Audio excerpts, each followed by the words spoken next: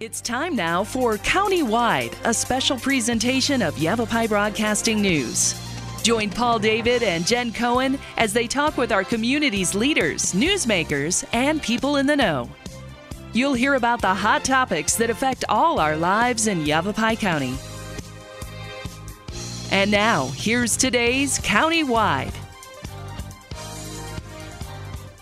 Welcome to Countywide. I'm Paul David. As always, it's great to have you in studio today. We're sitting down with the Coconino National Forest, going to kind of recap the summer season and take a look at the fall and winter season. Coconino National Forest Fire Dispatch Manager Jeff Walther in studio. Welcome, studio. Thank you. Your first time here. Yes. Congratulations. Oh, and let's start off with what is a fire dispatch manager, because I don't think I've had one of you guys in here before. All right. What's your job? Well, we run the Flagstaff Dispatch Center for the Coconino National Forest, so Okay. we're in charge of managing all of the resources, fire resources that we have, recreation, tracking them, making sure that they're going out of service at the end of the night, and then when we have fires, we're responsible for getting all the resources to those fires as they come up, and then managing that to the best of our ability, throughout the day. When's your season really kick into high gear? Because you've got to be working, I imagine, all year long, right? Yes. But, yeah. of course, we've got the wildfire season, which is your peak. So how many people do you have working with you in the dispatch? I have 6 full-time employees Okay. in there, and we have supplemental folks that come in to help out when we get into fire season and things ramp up when we have larger fires, just to help us with that support aspect. So long hours, long days, it's a grind for sure, but we're there because we love what we do. I'm picturing Jeff on the phone here and one over here. Yeah. You got this guy saying, hey, I need a helicopter with a bucket over here. I need 5 engines over here and a dozer. Yeah. Is that?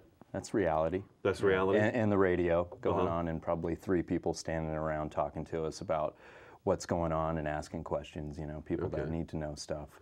So How do you train for something like that? I mean, there's got to be some training involved, right? there is. Especially when the chaos really hits. Yeah. There are certain classes that we take and build up our qualifications over time. But I was in the field for 13 years fighting fire, and so having that background really helped me kind of transition into the dispatch world to understand what those folks that are out on the line need and be able to relate to them. In addition to going to training over the years, and it's just like everything else. Well, then that makes me want to bring one of my later questions up a little bit earlier, since you're the one sitting there sending resources out and sending them to the fires. So this year I heard a lot, and we're still hearing it with the Montana and the fires in Oregon and California, that resources have been stretched very thin. Jen Cohen just wrote a story up about how some Jerome firefighters came back as they had gone over to help with the California-Oregon fire. And we see that where personnel and apparatus are sent out to go help with these fires, especially when we don't have a very big fire season going on here anymore. Right. Did you guys notice this year that there was resources were being stretched really thin? I mean, we've heard about it before where it's kind of a concern, but this year I think I heard it more and more that resources were getting really thin. We can't have another fire right now because we're going to be in some serious trouble. Yeah, and we brought in resources when we were in our peak, when we were ramping up into this fire season for the Southwest, which we were very busy, I guess respectively when you look at past fire seasons in the Southwest. And as we transitioned out of fire season and the Pacific Northwest, the Northern Rockies started to get fire season, California is in fire season and will be for a while. All of our resources went up north and are still up north, and what we've noticed nationally is that with the fire season that we've had so far, and that's ongoing right now, that we are stretched very thin nationally. And now there's hurricanes, a lot of times we'll try and support those with resources, but we really can't because we're so focused on firefighting in the country right now, and respectively so. There's a lot of fire going on up north right now, and it's hopefully Mother Nature will change that. Right, because she helped us out this year. She did. Really, really well, especially across the Coconino National Forest. Yes, we were very fortunate. Yeah, I mean, we had lightning strikes, quite a few of them. Do you know how many? Lightning spark fires? Yeah, 141 so far. Wow. This year. And that's not uncommon, though. Coconino National Forest, I mean, that's pretty normal, right? To see a lot of lightning strikes. A lot of lightning on this forest. So close to, the heavens that... Yeah, that's it. We're up there. Sky Island, I guess. Right, and, right. So we do get a lot of lightning. You know, the vast majority are small. You know, single tree, quarter acre maybe at the most by the time we get out there and get around it. But you know, back in the 70s, there were times when we had, you know, 300, 400, 500 fires from lightning. And I don't know what's changed in the atmosphere. Oh, wow, that's crazy. Yeah, so we've seen a downtick and then an uptick in fires with lightning. I would say this has probably been one of our more heavier lightning seasons than we've had in the past several years. Drought years? Less storm activity?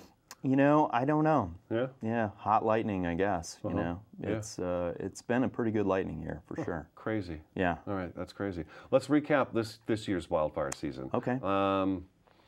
May wasn't too bad. It was drying out though. It was. Typical. Last year, June was wet. May and June were both wet. Very. Yeah, and then the monsoon came in. I think it kind of showed its head last year, and then it disappeared for a week or two. But then it came back with full force. So we were out of the woods there. But this year, we had more of a typical, I think, kind of spring into summer movement. We did. Yeah. So June was hot. It was. So how was the wildfire season for the Coconino National Forest this year? On this forest, it was average. You know, it wasn't on the upper end. We had 81 human-caused fires, and you know, when you think that's quite a few compared to the lightning, but we usually keep those pretty small. There may be one or two that gets out to be a little bit bigger, but respectively, we jump on those pretty quick. Because we're usually in fire season when that's going on. Let me ask you this: when you say human-caused fire, is this something it has definitely escaped the fire ring? It's not a fire ring that's smoldering. That's not a human-caused fire, but it has to get out of that ring and get out of the ring. Okay. Yeah, but there's other things too. There's shooting. Sometimes we have fires that are caused from shooting. Cigarettes. Just you name it. There's a plethora of I guess sources. Yes, it's some kind of a human source. Yeah. Gotcha. Okay. Yeah, but overall, it was an average fire season. We did have a few large fires on the forest. They were lightning caused. The Boundary Fire was one of those up on Kendrick Mountain, and we did bring an incident management team in on that to help manage that, and it worked out fairly well for us. Respectively, on the Coconino, though, if you add all of the acres up. I think we're sitting at acres burned for wildfire about 35,000 acres. And it sounds like a lot of acres, but when you look at the Pacific Northwest, there's fires that are 150,000 acres just for one fire. Well, I think Slide Fire last year was over 20,000. Yeah. And then you got the Goodwin Fire, which consumed a good 15 to 20,000 as well this year. So 35 does not sound so bad. It doesn't, when you compared to years past. Right. And so that's a tribute to our fire management, all of our fire resources, the folks that we brought in. We brought people in from Montana, Washington, Oregon when we were at our peak, and now we're reciprocating to help them out. Right. So because typically fire season moves from the southern area, Florida, Georgia, that whole southern tier across the U.S. into us, southwestern, and then it moves up into the northern tier into the Rockies, and then you can see it every year. It kind of moves like that. So typical movement this year too, huh? We've got to take our first break, all right? Okay. I know, already. Coconino National Forest Fire Dispatch Manager Jeff Walther in studio today. This is Countywide. We will be back in just a couple minutes.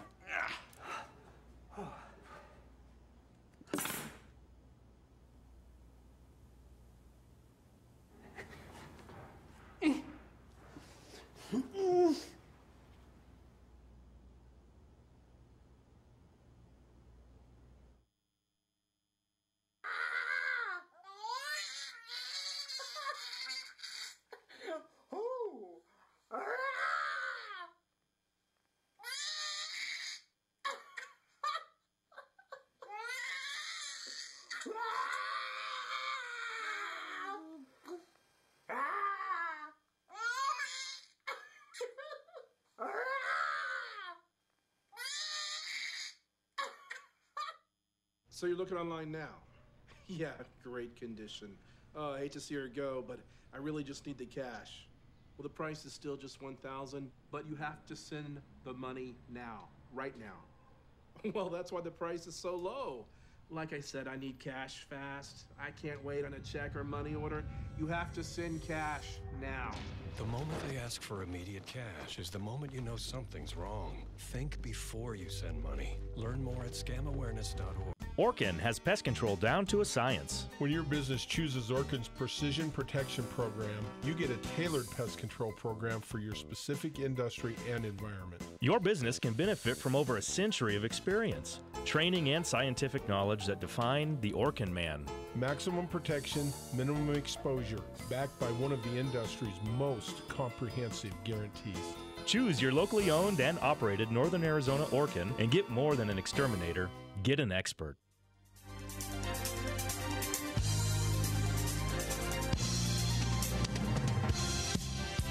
Welcome back to Countywide. I'm sitting down with the Coconino National Forest. Jeff Walters in studio today. We're talking about just the wildfire season in general on the Coconino this past summer. I guess summer's not over with yet, but it's almost there. We were talking before the show that some of the leaves are starting to change a little bit. Temperatures are dropping down. Verde Valley is going to be out of the 90s by the end of the week. Yes. Looks like the 80s are going to be for highs down here. So that means up north, the highs are going to be in the 60s pretty much all the time. Yep. Yeah, and then the nighttime temperatures are dropping as well. So fall is definitely knocking on the door. Let me ask you this. Okay, so you mentioned the Boundary Fire was your guys' biggest fire this year. Yeah. And that was on Kendrick Mountain. Yep. And I remember that one burning for quite a period of time. You said you brought a team in. Yeah. At what point in time does the Forest Service decide it's team time? We've got to get a Type 1, Type 2 team in. Well, there's a lot of conversations that happen daily, you know, sometimes hourly, depending on the situation as it changes. And it really is based on complexity and capacity. So we look at what we have, what we can deal with, and have those conversations with our leadership, and then decide, you know, what's the best alternative here. And in that case, it was bringing in a team to help us facilitate, you know, making sure everybody was safe, and, you know, it stayed within that box that was, you know, designated. I gotta think there's got to be kind of the what if factor too with always. the Forest Service, because if I think running back in the Kendrick fire, it started kind of on top of the mountain, and there was nothing you could do about it because you got all the concerns about debris rolling down the mountain. Yeah. I feel like you got to look at the time too when we first got into summer months happening. Coconino had the typical usual, we got 30 abandoned campfires over the weekend. We got 35, we got 40, we're down to 25 this weekend. But still, I mean, that's a ton of fires to be trying to keep track of and babysit the public. Yes. So there's got to be that what if factor. What if we've got this horrible group of public that comes in and starts fires? Do we have enough to handle the Kendrick Mountain the Boundary Fire, as well as anything else could pop up? Always, and that's why it's pretty fluid and dynamic, you know, and we're always looking at, you know, a day out, 2 days out, what if, you know, and playing that in your head. And the weekend's just 2 days away. Yeah, and it's, you know how busy we get. So, you know, we're kind of the playground for Phoenix, you know, with I-17 coming through Payson, you know, hitting the rim. And so we just continuously try to evaluate our capacity and how we can deal with whatever comes up. It was busy this year. It was busy, yeah. We had lots of people. 422 abandoned campfires. Holy cow. Yeah, which was Is down. that up or down? That's down. That's down from last year. It's down, yeah. That's a huge number, Jeff. That's outside of when we were in restrictions. We had 117 illegal campfires that we, you know, wrote tickets for. Is that included with the 422? No.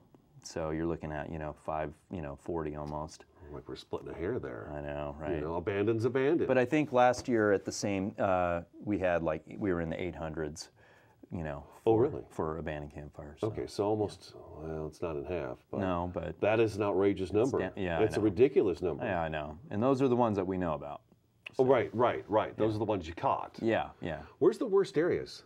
Because I know there's got to be areas, Jeff, where you guys are like, okay, we got to patrol the heck out of this area. We do, yeah. What areas are the worst areas to find? If you go up to the Cinder Hills area, kind of northeast of Flagstaff, yeah. If you go down that Woody Mountain Road into that Turkey Butte country, there's a big string of, we plot them all, we know where they're at, and so we can focus our efforts in those areas with our prevention folks. But it's repeated violations in those areas. Yeah, maybe not the same people, but yeah, it is, just with the quantity of folks. Lake Mary Road? Yeah, Marshall Lake, Kinnickinnick, all that. Yeah. Okay. Mormon Lake Basin. Anything that leads to a lake Pretty much. has got a bunch of people along both sides of it. Okay. Anywhere where you're close to a roadway, and once you start getting out dispersed more, then of course they're less and less. So, yeah. 422. And we're not done. When it's always wildfire season in the state of Arizona. I think we've established that. Yeah. When the snow flies. Yeah. When the snow flies, we can kind of... Because we're going into hunting season now, so... Right, but I would think the hunters are probably a little more responsible with the campfires and stuff like that. But it just takes one, and it's just it's that additional workload, and now we got to deal with this. We're hoping for the fall wet. Yes. We're looking for the typical fall rain. Yeah. Colder temperatures, which is always a plus. Yeah. And then, as you said, the snow flies. Oh, let's hope so. Let's hope so. The snow flies. Yeah, okay. I'm worth it. Wow, you hit the abandoned campfires question already. Okay, good. Jumped ahead of me there. Sorry. Yeah, you should be. Let's see.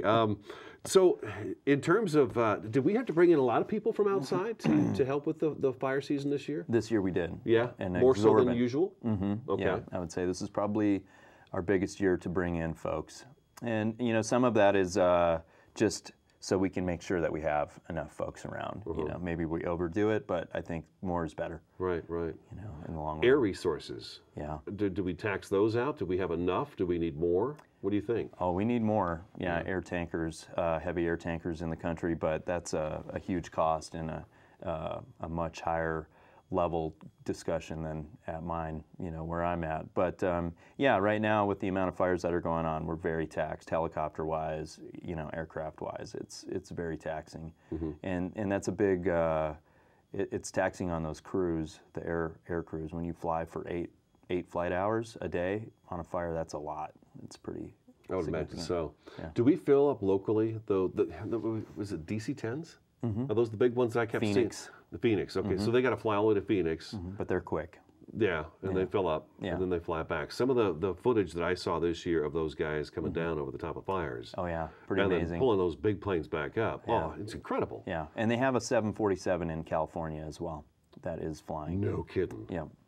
Yeah. So 3 DC-10s and 1 747. A 747. Yeah. And most of our air tankers are moving to jet-driven, away from the old prop. There's still a few out there, but we're trying to upgrade. Choppers. We got helicopters. Plenty of those. Oh yeah. Well, I don't know. Not when you have a fire season like this, but that's where you, at the national level, the regional levels, they try to coordinate all that to make sure everybody's getting their needs met, and that can be a challenge. Have things kind of calmed down for us here? Here? Yeah. I mean, we shouldn't go back on our laurels, of course. We shouldn't just say, okay, it's done, whatever. We're always on the ready. Right, we're always on the ready, but it's certainly not June. No. Or July. No. But, we still are having fires almost daily. Most of them are lightning caused, and that's, you just deal with those. So, yeah, we're at a much better place than we were in June. All right, let's take another break. Jeff Walther in studio today with the Coconino National Forest. He is a fire dispatch manager there. I'm Paul David. This is Countywide. We'll be back in just a couple minutes.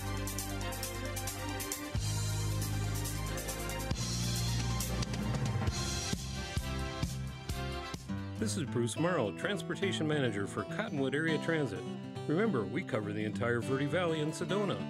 Cottonwood Area Transit has you covered wherever you want to ride in the Verde Valley, all day, every day. Take Cottonwood Area Transit through Clarkdale, Verde Village, and from 26 locations in Cottonwood. With Verde Links, it's a quick and easy trip to Sedona every day. Don't forget our connectors to Camp Verde. Visit cottonwoodaz.gov for Cottonwood Area Transit and take a seat. Let's go ride.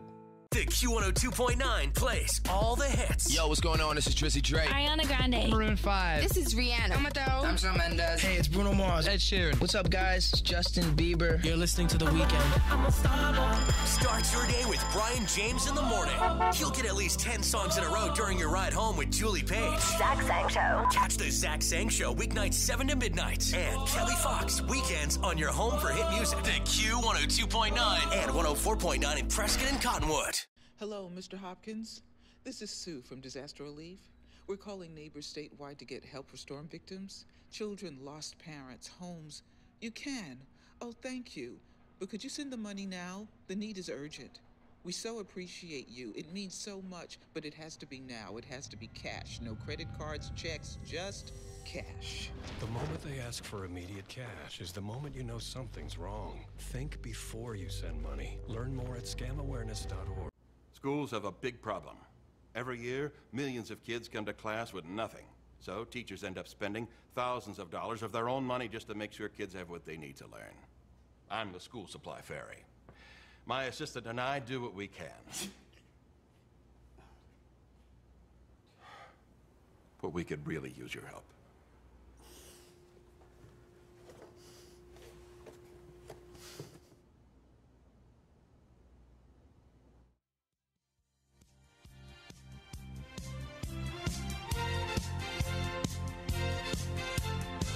Welcome back to Countywide. We've got just a few minutes left in the program. We're sitting down with Jeff Walther, Fire Dispatch Manager for the Coconino National Forest. Okay, so we kind of recapped summer. Yep.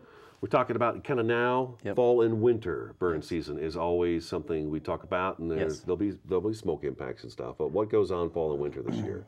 Well, right now we've got, I believe our target is about 21,000 acres we would like to prescribe burn on this forest. Where? And the majority, I guess, good for the Verde Valley, is on the Flagstaff district this year. There are a couple smaller burns, one on the Red Rock district and then a few down in the Mogollon Rim, but the majority are going to be up along Highway 180 and then around the Flagstaff area proper. You guys have been working a lot out there, and that's part of Forefry, though, isn't it? It is, yeah. Okay. And then just continuing efforts, you know, trying to, a lot of these burn blocks have been identified, you know, years ago, and so we're working through that. Okay, all right. And then you guys go back in, because we do have the Forefry project going on. Yeah. So there's been a lot, I think they're over in parks right now in that area, the Kaibab working right now. Bill Williams Mountain has been getting hit pretty good. I noticed 700 by my house. There was a lot of work done back there. So in addition to acreages being burned, we've got piles of debris that... Tons. Yeah. Yeah, and they have to get burned as well, and they will. Usually we like to wait for snow to burn piles. Broadcast, you want to try and get, you know, everything within the block. Sure. You want the fire to move through there. When we talk about piles, we want it to be, you know, snow on the ground so we can go burn them and not have to worry about them creeping around. So that's more of a winter thing for the piles, but we got to wait and see what Mother Nature does here with the winter. Okay. What's the rest of the season look like this year? Typical fall season up north. Hopefully the weather will change to help them out with their fire season. So I would say status quo for us. We're just going to continue to do our thing and be ready to respond if needed. Well, now we staff up. I shouldn't say you guys staff up in the spring. You've got a bunch of firefighters that come in and get ready to go. How long do you keep them on? And let's talk about the watchtowers too, because you've got the fire lookout towers as well. How long does that kind of continue on? Typically till the end of September. And then there are a few forests, us included, we're looking at maybe putting up a camera or two to give us that capacity throughout the year. So when we don't have those folks around, we can at least see what's going on out in the forest. So if I'm out camping and the camp down the way leaves and I notice their fire's still going, what should I be doing about that? You can always call us. Definitely give us a call. We're available 24/7 and we'll take that report and send somebody out to deal with it. If you're inclined to go put it out yourself, then we always appreciate that. And then still let us know. And we'll follow up with a patrol unit to go out and check it, and we'll take the lat and long of that and mark that on a map so we know that, hey, this is an area we need to focus on. Okay, all right. So give me the good news, Jeff. Okay. No trash pickup this summer, right? Everybody packed it in and packed it out? Yeah. Yeah? You bet. Oh, the message finally got out there. Yeah. Wow, it's amazing. I wish that was true. I know, right? Trash is always an issue. All right. Campers or campers, I guess, and along with that, the snow play is just as bad. You know, broken sleds, people just leaving their trash in the woods, and we're continuing to try and stay on top of it the best we can. You got any numbers on how much trash is picked up? How many tonnages? I can't count that high on my hands. No. Okay. So it's an ongoing problem. Ongoing. I know problem. last year we were doing stories about how the trash, and we've done it in the past too, where the trash is bagged and sitting on the side of the forest road. Yeah. So that Jeff can come by with his garbage truck and pick it up. I'd be more than happy to. Yeah. But that's unfortunately probably not the norm. Yeah. Most of it's just left, and it's a shame. All right, well, we'll keep talking about it. Jeff, thank you so much. I really appreciate it. I appreciate you coming down and taking your time. Thanks so Coconino much. National Forest Fire Dispatch Manager Jeff Walther. I'm Paul David. Thanks for watching and listening. That's today's Countywide, and we will talk to you again next time.